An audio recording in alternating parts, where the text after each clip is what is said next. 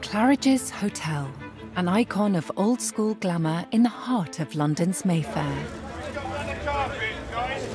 For 130 years, it's been a home from home for world leaders, film stars and royalty.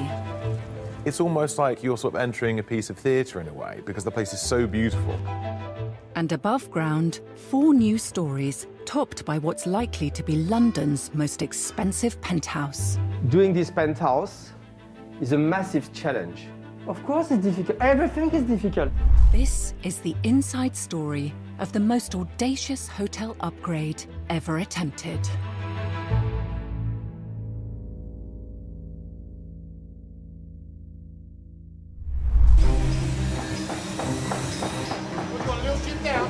In 2015, work began on an ambitious redevelopment above and below the building.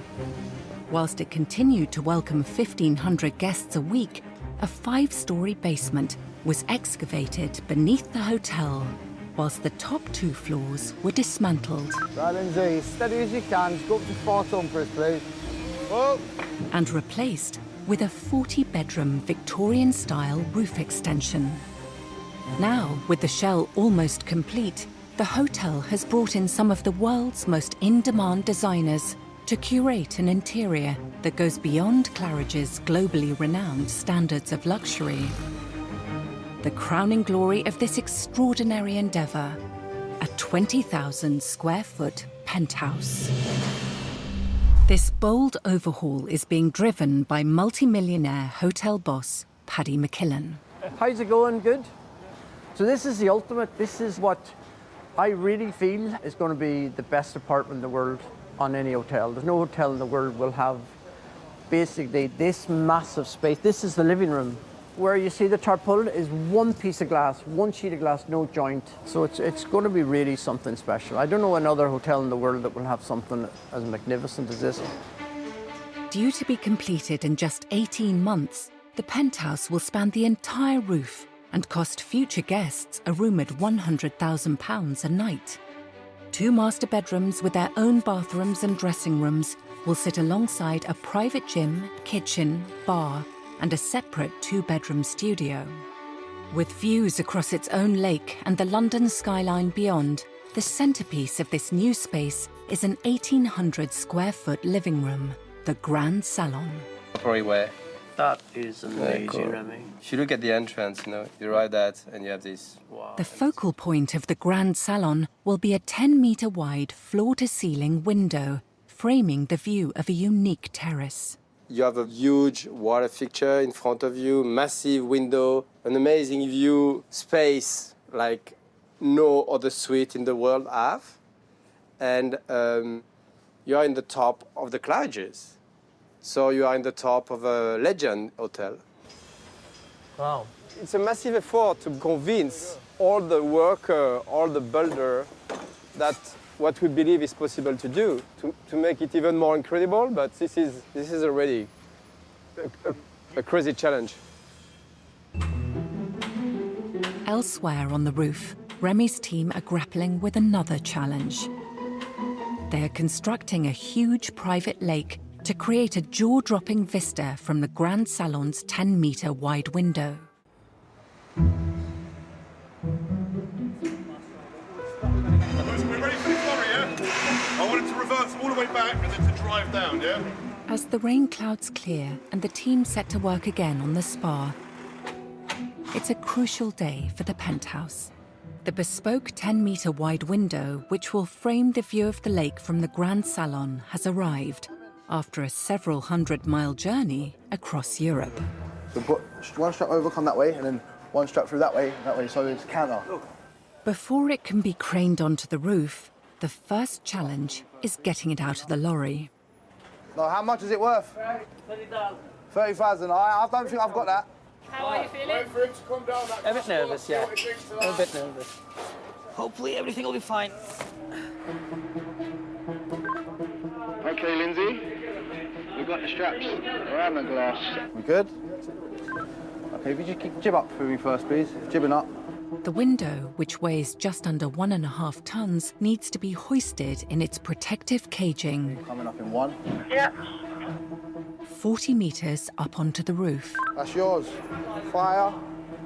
Clear. Through the gears. If one of the edges touches anything, that's like, it's broken. It's just touching it, it breaks. Well, then they go straight out now, yeah? All clear. I'll come straight down this way. Hands on chains, keep coming down.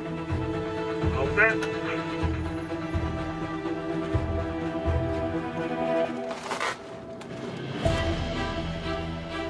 So you need to clean it where the sucker's going to go? Okay. To inch the window precisely into its frame, the protective cage is then removed and the glass suspended solely by a system of high-tech vacuum pads.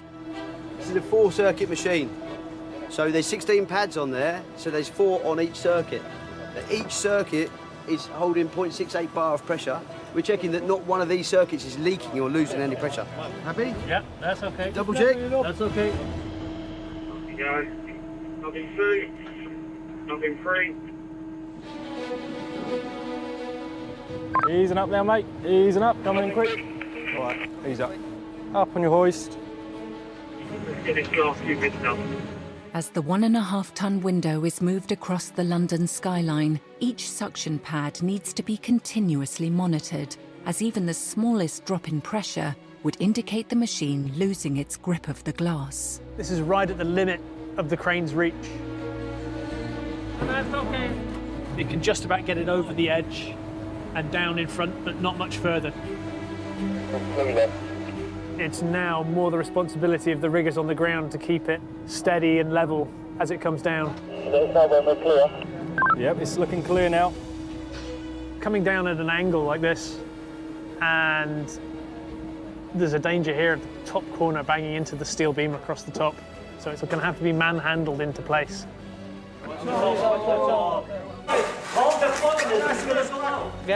Despite having meticulously measured both the frame and the glass, the team won't know whether or not they actually fit until they're brought together for the first time.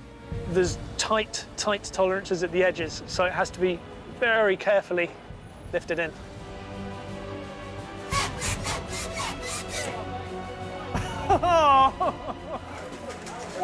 Pull it in, in. But you know, speaking with cat. Hey.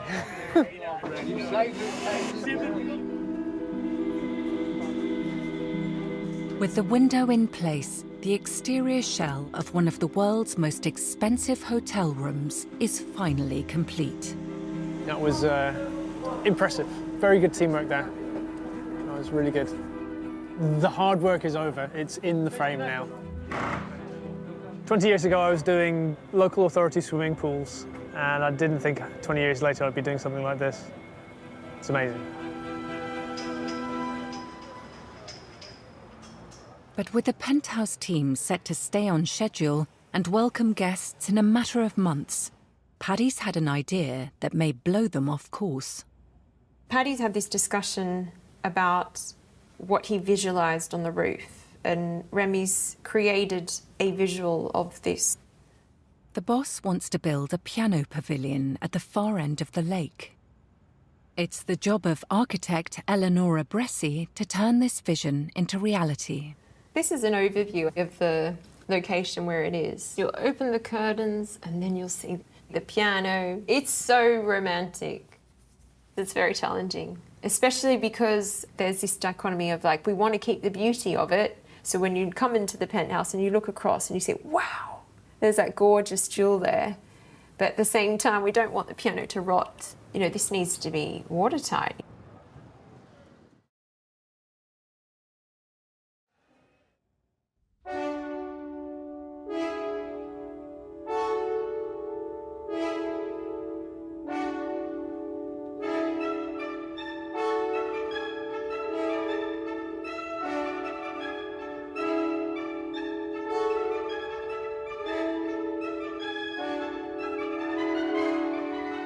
Wow, it's wonderful. So much space. Wow, that's lovely.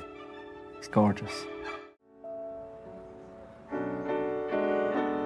Outside on the terrace, the newly finished pavilion has been completed with a grand piano, And as a Christmas treat, the staff have been joined by a very special guest.